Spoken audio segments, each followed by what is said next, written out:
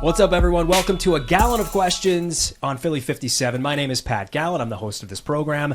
So each week what we do on this show is we'll talk with coaches, athletes, analysts, tastemakers in the sports world. We'll sit down with them, get their thoughts on what's going on in the sports world.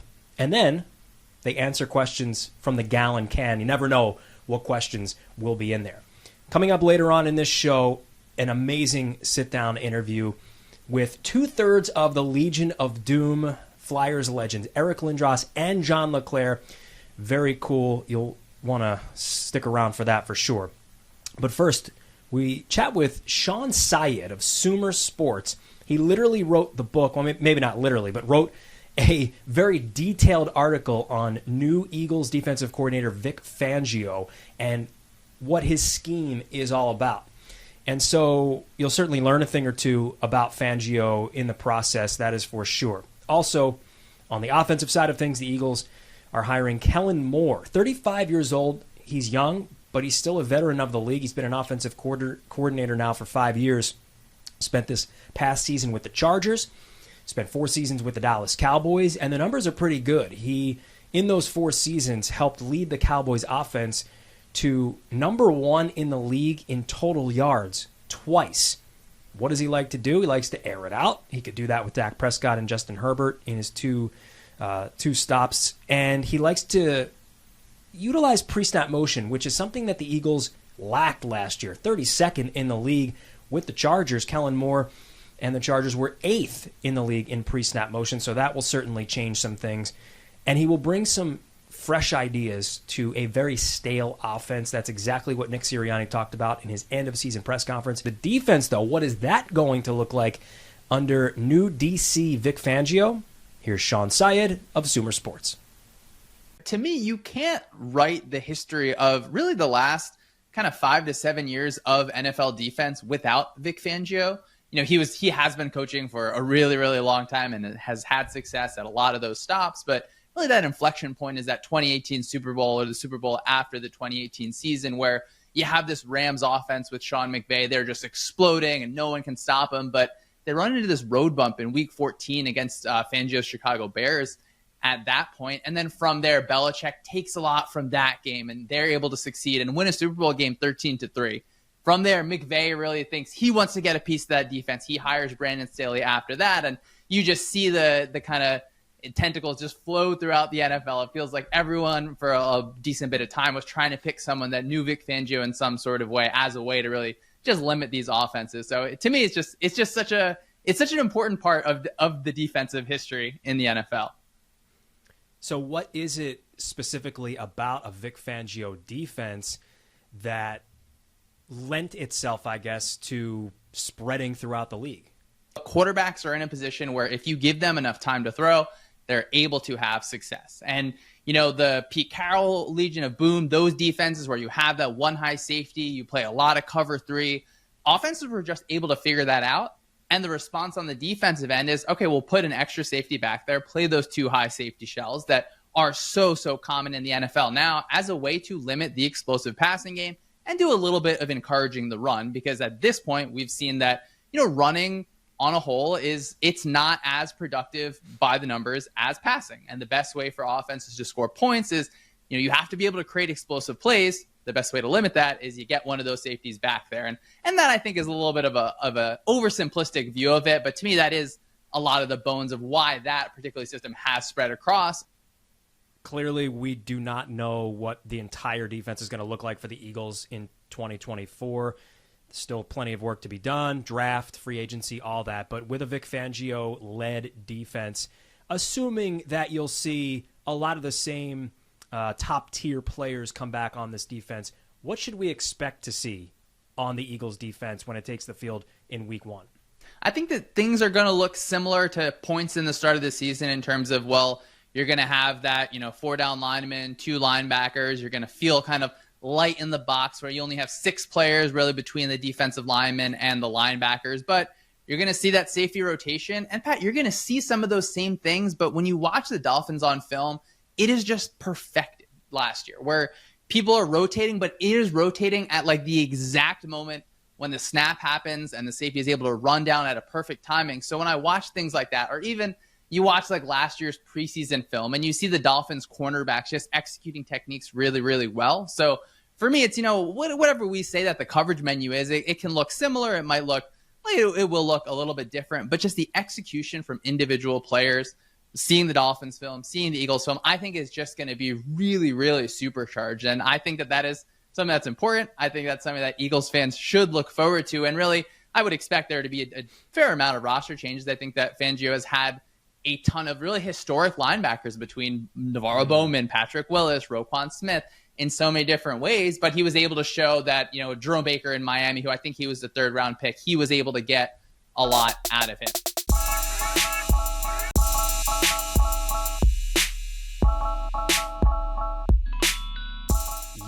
We all know here that Howie Roseman just isn't really interested in investing at that position. We've been waiting for a linebacker here in Philadelphia to be like the man since Jeremiah Trotter essentially 20 years ago. It's just not part of Howie Roseman's DNA. Would you make the case, though, that maybe it should be, knowing that you now have Vic Fangio running things? That's a real good question. I think that, I trust Howie. Howie Roseman is someone who's, I think, team building philosophy makes a lot of sense, particularly in the modern NFL. Now, the big thing there is that, look, linebacker does have value, but the thought is that, you can pick someone in the 3rd round that is able to have a lot of success. For example, like Jerome Baker in Miami, where Fangio's able to pull out a lot of parts from him. So, even in looking at some draft stuff, I'm not sure if anyone really expects a linebacker to maybe go in round 1. It may be that, you get a linebacker that's more happy to go to Philadelphia in free agency. I'm not sure if they'd take a pay cut, but, maybe it works out salary-wise that there is that. I guess, so my thought is that it's not saying, hey, you need to go and pay the best linebacker. It's still that I think Fangio is going to be able to get a little bit more out of a linebacker that maybe another team gave up on or something like that, just because I'm not anticipating, a $20 million contract for a linebacker coming through the door. In 2022, when the Eagles defense was at its apex under Jonathan Gannon, they had 2 really good linebackers in TJ Edwards and Kaiser White, and they decided not to bring both of them back. Do you think maybe that kind of bit them in the butt a little? I think that the injuries on defense for sure. My assumption is that they expected a decent amount of Nakobe Dean for this season, and to have him not there is a real big bummer. So the hope is that, he's getting a full amount of time to really reload and recover and be able to be put in a spot where he's going to be, I think, be asked to make a lot of plays. And especially in this defense where if this saying, you put a kind of a roof over the offense, it pushes the ball down closer to the line of scrimmage. Linebackers are asked to do a lot in this defense where, you obviously, I think that Fangio, maybe if you were to tell him, all right, you get one position where you get an all-pro, he'd probably choose one of the safeties is my guess, maybe up front, but one of the safety position is so important there. So that's another spot where I'm really curious. But yeah, you just you hope for more health. But Miami also dealt with a lot of injuries on defense this year, where they started the year without Jalen Ramsey, and then they dealt with injuries all along the front line, and we're still able to have success in part. So Fangio's he's not a newcomer to having to deal with injuries on the defensive side. For you to have become, let's say, a professor of Vic Fangio's defense, you seem to know a whole lot about it. How many hours of film have you broken down when watching? Because to understand it in the way you do, I'm sure it takes a little bit. Pat, I think probably more than I'm proud of. And actually it was something that's like, so I wrote this piece about the Shanahan offense. And when you're watching offense, it's easier sometimes to tell what people are doing because, a blocker is going to block a defender. A running back is going to run to a certain part. One of the most beautiful parts of defense is it is really hard to tell what people want to do all the time because the defense depends on what the offense does. So you might think it's one coverage, you might think it's another coverage, but I think that it's really important to understand the high level philosophy. Fangio wants to limit an offense's big plays. It is the easiest way to score in this league now is by getting explosive plays. So let's all hope, Pat, no matter how much film that I watch, how much film that you watch, how much film anyone watches, I hope and expect that there would be a lot less explosive plays, I think, for offenses facing the Eagles this year.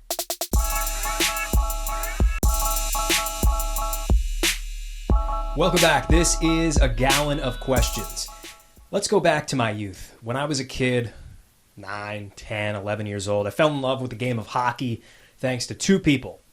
Eric Lindros and John LeClair. Their run here in Philadelphia in the 1990s and for LeClair into the early 2000s was amazing. As for the Big E, I grew up playing hockey, wanted to play just like him, wanted to be 6'4", 240 pounds, run guys over, score goals.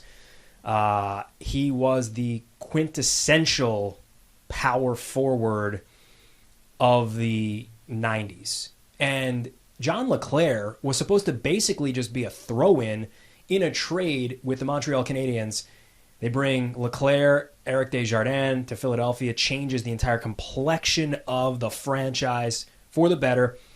Obviously, with these two at the forefront, they end up making Stanley Cup Finals and falling short in 1997 to the Detroit Red Wings. But I remember that year so vividly in that all of my friends were hockey-loving kids. My dad and I built a replica Stanley Cup out of aluminum foil and cardboard. And I just remember carrying that thing around the neighborhood after they won the Eastern Conference Finals, how much of a thrill that was as, you know, a 13-year-old kid right at that time, so into hockey, brings back such strong memories. What a fun time in Philadelphia for the Flyers, a fun time for us as kids. And it was a blast getting a chance to talk with both of these guys. You know, 11-year-old me would have freaked out if I had known back then that I would have a conversation with the both of them. You know, it's been a long time since they've both played, but they have so much knowledge, so much to give back to the game. So in this portion of A Gallon of Questions, I talk with Eric Lindros and John LeClair about youth sports. We talk about parenting. They gave me some parenting advice, and then we dig into a can of questions. This is A Gallon of Questions with Eric Lindros and John LeClair. You guys still playing these days? You're obviously going to go out on the ice soon, but like how often are you getting out on the ice these days? I get out twice a week. You wouldn't know it, but it's not very good, but it's a lot of fun. We had a good group. We had some younger guys join, so we had to implement the 2-line pass rule. But no, it's fun. We have hockey's the best game in the world, and anytime you get a chance to play it, it's terrific. Yeah. How about you, John? Still getting out there occasionally? I get out there. I haven't got out as much as I'd like to this year, but I got a group of guys that we play every Thursday nights. We skate. Sure. Same group. White team against the red team. And white team puts a beating on the red team every week, so we have some fun. Yeah. I have we were just talking about, you know, our families before we jumped on. I have a almost 4-year-old and a 3-month-old. And so I'm trying to get the 4-year-old involved in sports, and obviously it's like, you know, little soccer shots and all that, but you have a 9-year-old and 2 8-year-old twins, right? Mm-hmm. And your kids are a little bit older now, but when you were, I guess, when your kids were growing up, like how much emphasis did you try to put on, like, did you want to push them to be, you know, not you per se, but did you want to push them to a higher level? I'm sure there's a give and take there. There's a lot. I mean, obviously your kids grow up. My kids grew up around it, so they saw that. They had aspirations like any kid growing up. Sure. They want to play in the NHL. To me, I just wanted to make the game fun for them. It's still a sport. To me, I grew up with hockey as not a job, as it was fun and entertainment. And even at this level, it was still fun. It wasn't a job. Right. It never was. I just want my kids to love hockey. And they played, both my sons played to the college level, not Division I, but they played to a college level. And I think they enjoyed hockey, which is important to me. I think maybe would they have loved to have pursued it further? Right. Of course, any kid playing hockey wants to do that. But to me, I think keeping the fun in the game is the most important thing to me. It just feels like there's such pressure on kids these days, like to get to that highest level from parents. There's a lot of that, but I think what Johnny's kids had a chance to do is learn to work with other kids. You know, you join a team, you don't win as an individual. You win as the sum of many parts. Sure. And you compete as the sum of many parts. And whether you go off and you excel and you go in the NHL, or you go off and you work in a corporate situation, it's the same sort of philosophies exist, right? I mean, it's people working together. It's figuring out solutions and overcoming. And hockey is just something that happens in a physical manner of that, where it's quick. It's determined sometimes in between shifts, in between periods. certainly in between games, there's lots of change and ebb and flow and flux, and it's a great way to gain, kind of an insight into how you got to be nimble and to deal with the real world. Are your kids interested? Kids all play. Love, yeah. Yeah, they love Sport, it. that's They great. love it, yeah. John, you're now in the front office these days. What's the front office life like? Better when team's winning, I guess. Things are always good when you're winning. Yeah, right. That's never changed from day one. It's fun being back in the mix. It's a great sport. I love hockey, so given the chance to be around it and being with an organization that I have a lot of ties to, it's a good fit for me. Was that always an aspiration? Did you ever think of yourself as a front office type, like back when you played? Not so much, no. With the kids out of the house now, a lot more free time on my hands, and it came at the right time for me, for sure. It's a good experience right now. Eric, you ever think about jumping back in front office type stuff? Does that interest you at all? Yeah, it certainly does interest me. Yeah. Yeah. Anything in particular? GM, hockey ops? Like what's the? At the games, Coach, it's a great game, and it's a wonderful game. It really is. And we'll see what happens down the road. All right, I like that. Keep it a little mysterious. I guess coming back, alumni playing with all the old crew and all that brings back some pretty good memories. What are do you have do you guys get together and talk about the old times when you see each other? Is that a thing? So Johnny drives all the way up 8 hours every year for Easter Seals. We have a hockey tournament up in Toronto, and we get a chance to to chat a little bit. We've been, ever since Johnny's part of hockey ops, we've been communicating a little bit more. He's able to, I text him bluntly what I'm seeing, both for and against, and he will reply that I really have to package that a little bit differently, Eric. Whatever. But we're having some. I'm glad that Johnny's involved, and he's got a voice inside of what's going on, and the product on the ice is improving. Do you guys ever watch old highlights of No. the old days? Is that ever stumble across it on YouTube? I don't know. No, never? I mean, no. I don't know. I guess it'd probably be depressing. I can't move like that anymore, more than anything. No, But never. no. Like I said, alumni is a great time to catch up with guys. I mean, it's not going over, do you remember that and you remember this? Right. It's just, you have a bond with these guys when they're teammates. So it's an easy conversation when you catch up with these guys. And it's relaxing and it's fun being around them. It's interesting to know what they're doing too, right? Hockey ends. There's a new chapter that unfolds, Sure. and what do you get yourself into, and how are you doing with it, and where did you end up? It's kind of neat. Right? Catching up with Yeah. families and It's all kind of that. neat. So Well, it's nice to hear more about other guys that you played with and against.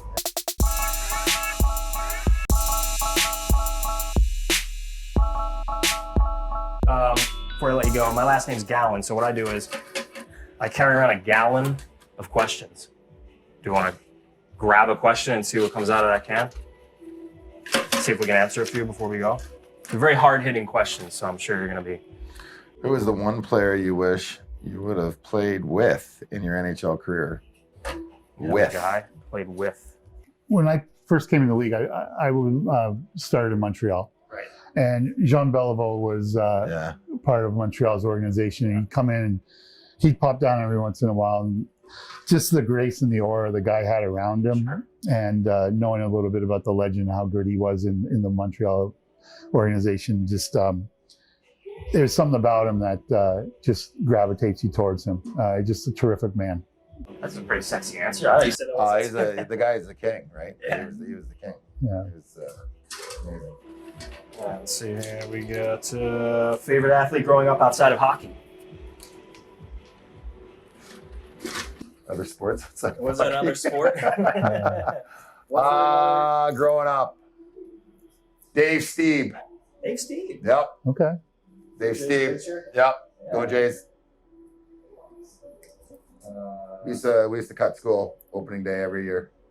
To me, Big Poppy. I was a Red Sox fan, so the way that guy came through in the clutch was just It amazing. was amazing. to me. Yeah, it was good. Amazing. This one was best fly. That's an easy one. Best Flyers memory. Do you have a best memory? Lots of really pretty good ones. open-ended question there. It's a big gallon you got here. Yeah. It's a 3 gallon, 5 gallon? One. There's only a few more questions in there though. Any memories stick out that's like top of mind? It's always fun in the spring, right? Playoff time. Yeah. That's the best time. Bar none, you work all the way through training camp. Training camp hits, things go up another level. Get through the year, you got your ebbs, your highs and lows during the year, and then all of a sudden, it's on, and the intensity level and the fun and the spirit and the people, the intent. It's just a great place to play. Well, not just the building, the supermarket. The people are intense, and it's wonderful. It's great. It's a great place to play. Cheesesteak or soft pretzel? Cheesesteak, Cheesesteak. Yeah. Coffee or tea? coffee. Soda. All right. Like outside the box. Is the Legion of Doom the greatest nickname in NHL history? I think no. It can't be. It has to be. No, this is better. I just can't think of Gotta it. go with no. The French Connection was a good. There That's you the first go. name that came to mind. All right, you'll be number 2 then. All right, last one. Who's the former teammate that made you laugh the hardest? The bunch. Danny Lacroix was pretty good. I liked him. Yeah, very funny. Yeah. Gilbert Dion. Birdie was funny. So it was Mark Recchi for Gilbert Dion, and then Desjardins and LeClair were just kind of the throw-ins for that, It worked that way. that trade. Yeah. That was kind of it was that. Gentlemen, thank you so much. Hey, Great thanks, to Pat. catch up with you.